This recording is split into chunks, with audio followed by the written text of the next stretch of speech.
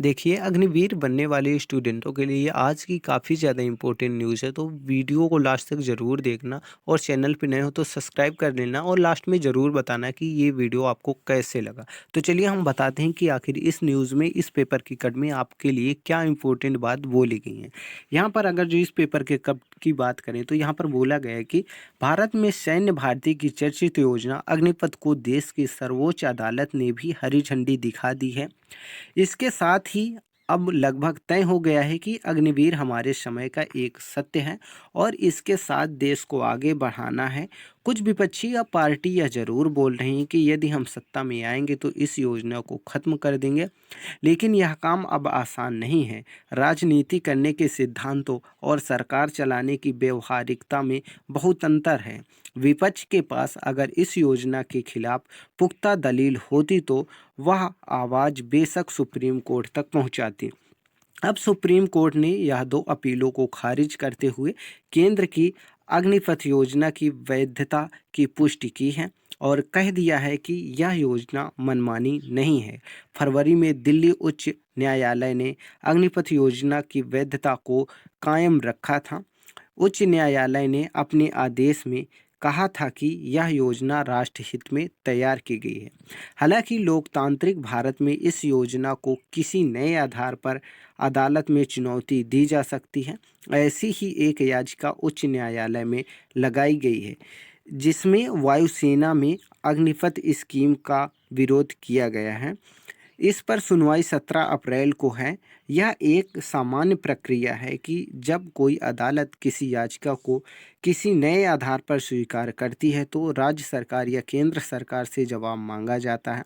मतलब अभी भी संघर्ष जारी है। अग्निपथ का विरोध करने वाले को अकाट्य तर्कों से साथ सामने आना होगा।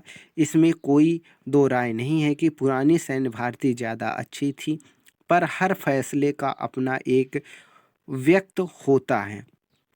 आज के समय में व्यक्त या अर्थव्यवस्था की खिड़की महत्वपूर्ण है। जीवन और व्यवस्था के बाकी तमाम पहलुओं को इस खिड़की से देखा ही जाएगा। अग्निपथ योजना के पीछे एक किस्म की व्यवहारिकता है जिसे आगे रखकर केंद्र सरकार चल रही है। वेतन भत्ते और पेंशन का बोझ जिस तेजी से बढ़ रहा है, आने वाले समय में रोजगार की ऐसी और भी योजनाएं आएंगी। अग्निपथ की कामयाबी आगे के लिए एक मिसाल बन जाएगी। हालांकि दो बातें हैं जिन पर सरकार को गौर करना चाहिए। पहली बात, अग्निपथ स्कीम में 4 साल सेवा देने के बाद केवल 25% तक ही जवान सेवा में ही रहेंगे। क्या सेना में स्थायी तौर पर सेवा के लिए रखे जाने वाले जवानों की संख्या 50% तक की जा सकती है?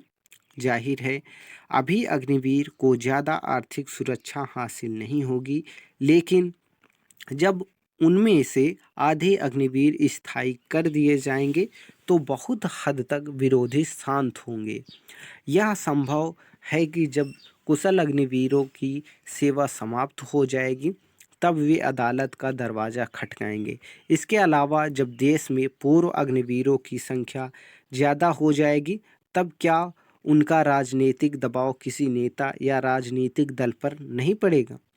मतलब यह है कि सेवा देंगे या सरकार को ही न्याय उचित ढंग से लोगों को आश्वस्त करना होगा। सरकार यदि समझा ना पाई तो उसके लोकप्रिय होने का खतरा बना रहेगा। दूसरी महत्वपूर्ण बात यह है कि सरकार को पेंशन सुधार या पेंशन समानता के लिए ज़रूर प्रयास करना चाहिए। किसी देश में यह असंतोष ठीक नहीं है किसी को पेंशन लाखों रुपए दिया जाए और किसी को 10,000 भी ना दिया जाए। वाकई अदालत फैसलों से अलग भी ऐसी योजनाएं व्यापक विचार का अवसर हैं। यानी कि यहाँ पर ये पॉइंट आउट किया जा रहा है कि क्या किसी को 1 लाख तक पेंशन दिया जाए और किसी को 10,000 भी पेंशन न दिया जाए।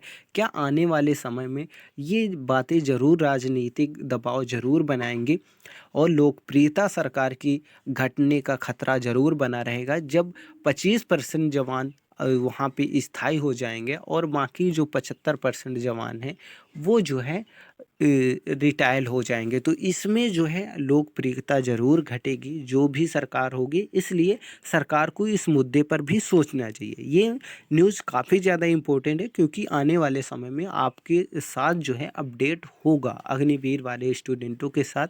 ये आज की खबर ये दर्शा रही है। तो मिलते हैं नेक्स्ट डे, यदि कोई और आपके बारे में जानकारी हो तो ज़रूर बताना। मिलते हैं नेक्स्ट डे, तब तक के लिए जय हिंद।